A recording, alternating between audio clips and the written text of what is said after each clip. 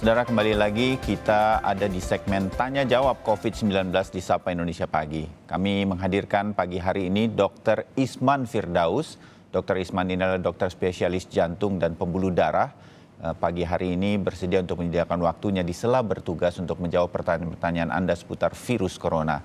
2 segmen ke depan akan menjawab pertanyaan Anda. Bagian pertama akan menjawab pertanyaan melalui media sosial di Instagram kami yang sudah Anda kirimkan di @sapa_Indonesia_Kompas.TV dan @Kompas.TV, dan juga melalui line telepon. Di bagian kedua nanti Anda bisa menelpon dulu ke Sapa Indonesia di 021 5366 0500 dan nanti akan menelpon kembali kepada Anda. Dr. Isman, selamat pagi. Selamat pagi, Mas Bayu. Ya, terima kasih banyak waktunya pagi hari ini, Dok. Sebentar ya, kita akan menjawab pertanyaan dari para pemirsa Sapa Indonesia. Dr. Isman, yang pertama langsung saja dari netizen ada @Danang Budi. Dok, perokok di Indonesia jumlahnya terbanyak di dunia. Berapa persen perokok yang sudah terjangkit dan berapa besar resiko perokok terkena COVID-19? Apakah kandungan nikotin dapat menangkal COVID-19? Nah, silakan Dr. Isman. Ya, terima kasih. Ini memang baru-baru ini WHO dan beberapa peneliti dari Eropa dan US juga sudah melaporkan bahwa terjadi peningkatan risiko terjadinya COVID-19 dan juga kematian pada pasien-pasien dengan merokok. Banyak teori maupun hipotesis yang menerangkan hal ini. Salah satunya WHO menyampaikan bahwa penggunaan rokok dari jari terus masuk ke mulut akan mempermudah kontaminasi dari virus COVID-19 itu sendiri, dan beberapa dengan hipotesis adanya peningkatan enzim ACE2 yang bisa meningkatkan tempat bagi COVID-19 hinggap di sel-sel di dalam paru-paru. Itu salah satu kenapa pasien-pasien atau individu yang merokok banyak mengalami kesulitan atau terjadi infeksi lebih berat. Data dari Wuhan menunjukkan bahwa sekitar 20% pasien, 12,8 sampai 20% pasien yang masuk ke ICU itu adalah pasien-pasien yang merokok, dan sebagian besar pasien yang merokok ini meninggal saat perawatan di ruang intensif, dan banyak sebagian besar 40% diantaranya masuk ke ventilator, alat mesin nafas. Jadi itu kenapa memang merokoknya memiliki implikasi yang berat pada kondisi klinis pasien COVID-19. Ya, kalau kemudian ada sempat beredar di beberapa media sosial begitu, kalaupun tidak viral begitu ya Dok, nikotin katanya membantu mencegah COVID-19. Ada dari jurnal-jurnal kedokteran hal semacam ini? Ya, saat ini belum ada data-data yang mendukung dan belum ada laporan terkait nikotin ini terhadap COVID-19, dan tentunya kita lebih banyak kerugiannya dalam kondisi pasien merokok atau individu merokok terhadap COVID-19. Jadi belum ada bukti yang cukup kuat yang menunjukkan bahwa nikotin memiliki pencegahan terhadap COVID-19. Ya, baik Dr. Isman, pertanyaan berikutnya, ini ada 2 netizen yang saya gabungkan saja karena mungkin senada begitu atau maksudnya sama. Ada @Gempita_Lia yang menanyakan, Dokter, apakah COVID-19 ini akan hilang dengan sendirinya? Yang kedua dari @Haryo_Nathan, apakah COVID-19 ini bisa sembuh dengan sendirinya? Mungkin kalau kita terjangkit begitu ya Dok, dan atau harus menggunakan obat-obatan, Dr. Isman? Ya, jadi ada 3 proses utama dalam infeksi COVID ini. Yang pertama ada fase virulensi, kemudian fase paru, dan fase inflamasi. Jadi pasien-pasien yang terinfeksi dengan virus, dia akan mengganggu metabolisme atau di dalam sel. Jadi sel sendiri akan menjadi inang atau tempat berkembang biaka dari virus atau pencetakan virus sehingga virus makin banyak jumlahnya. Namun apabila daya tahan tubuh kuat dapat mengenali virus tersebut, tentu pelan-pelan virus akan melambat pertumbuhannya atau produksinya di dalam sel yang diinduki tadi, dan dalam waktu beberapa dilaporkan 14 sampai 28 hari bisa hilang dengan sendirinya.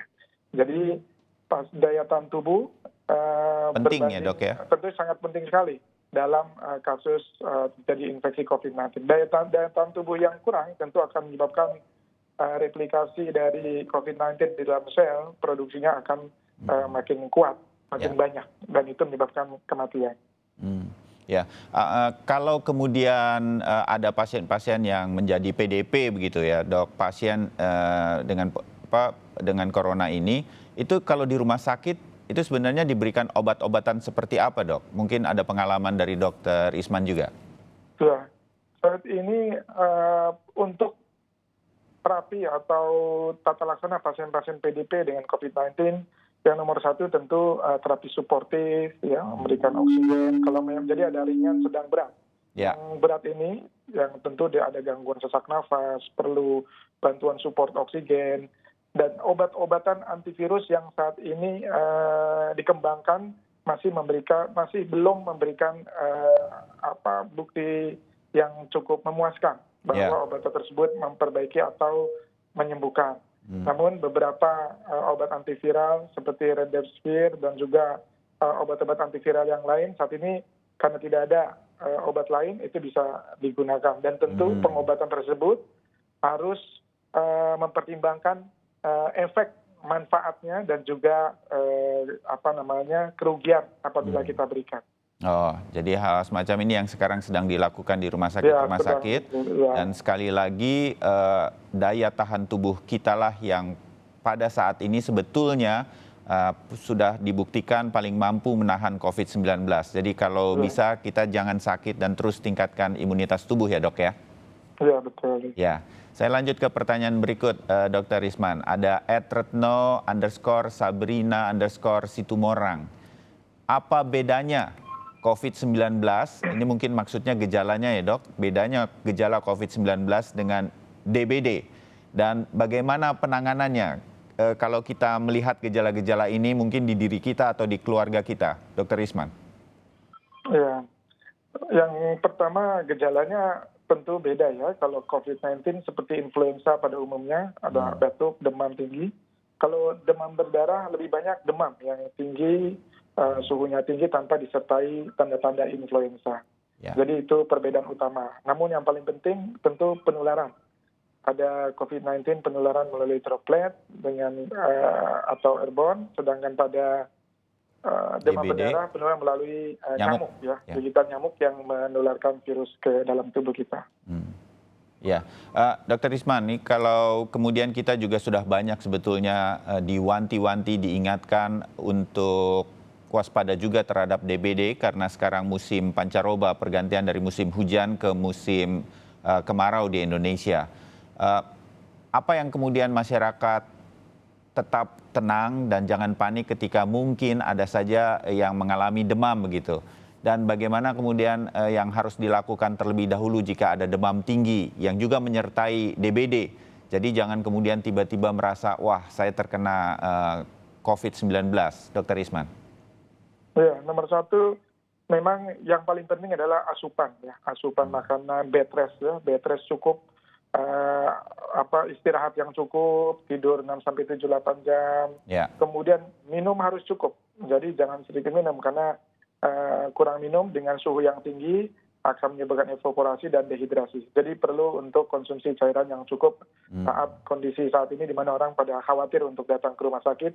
Dan jika diperlukan suhu yang tinggi perlu untuk diturunkan dengan kompres ya, dengan kompres dan juga kalau diperlukan dengan obat-obat penurun panas golongan seperti paracetamol. Apabila tidak ada perbaikan dalam 2-3 hari, ya mau nggak mau memang harus datang segera ke unit gawat darurat. Saya rasa rumah sakit sekarang siap menerima dan masih buka untuk kegawat daruratan apapun. Ya, baik. Dr. Isman, kita jeda dulu untuk kemudian nanti menerima pertanyaan-pertanyaan melalui line telepon kami di Sapa Indonesia Pagi. Kami segera kembali.